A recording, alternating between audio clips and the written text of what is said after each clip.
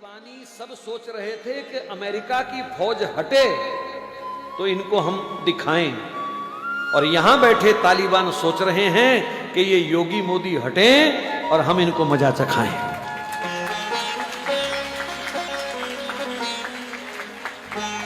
और अगर तुमने इनको खो दिया तो फिर अगले 50 साल तक, जब तक हमारी जिंदगी, मैंने इसलिए 50 बोला, जो बैठे हैं कोई 50 जिएगा, कोई 20 जिएगा, कोई 10 जिएगा, भगवान के हाथ है वो तो।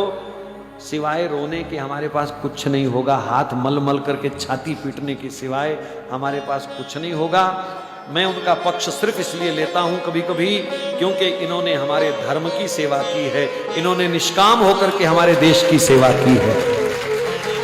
ये वंशवाद को लेकर के नहीं लड़ रहे, इन्होंने अपने बच्चों के नाम एफडीआं नहीं कराई हैं, इन्होंने कोई अपने 800 करोड़ के बंगले नहीं बनाए हैं, इन्होंने कोई इत्र की फैक्ट्रियां भी नहीं लगाई हैं।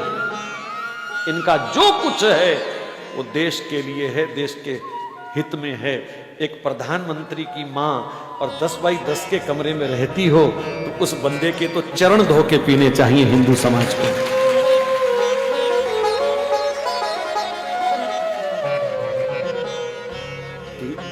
ये देश त्याग का पुजारी है और इस त्याग को भी पूजना पड़ेगा। हो सकता है यहां कोई उनके विरोधी दल के बैठे हों, लेकिन अगर हिंदू हो तो फिर विरोध छोड़ दीजिए।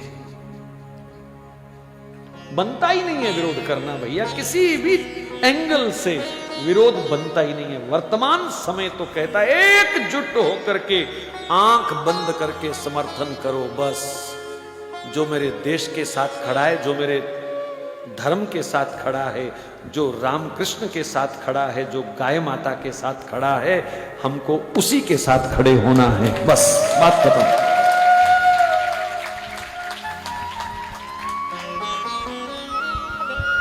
पांच 500 वर्ष का कलंक धुल रहा है अयोध्या में है?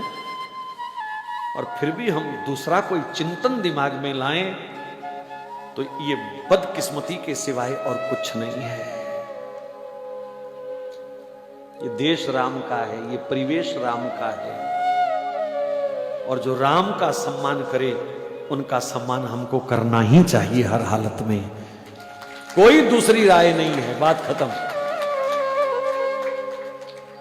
देश सुरक्षित है इन हाथों में और इन्हीं हाथों में रहना चाहिए, बात खत्म। बस हम तो एक ही प्रार्थना कर रहे हैं कि जब चाय वाला जाए तो गाय वाला आए, बस।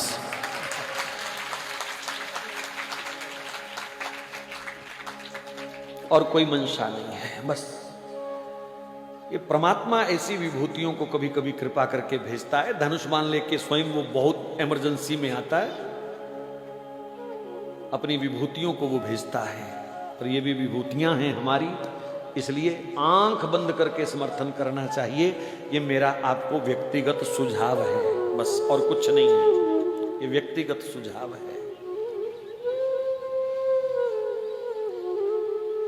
देश विदेश में बहुत लोग कथा को सुन रहे हैं, लाइव भी सुन रहे हैं, बाद में भी सुनेंगे।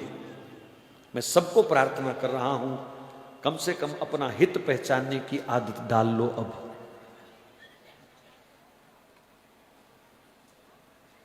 ऐसा अवसर दोबारा नहीं आएगा हमारे पास।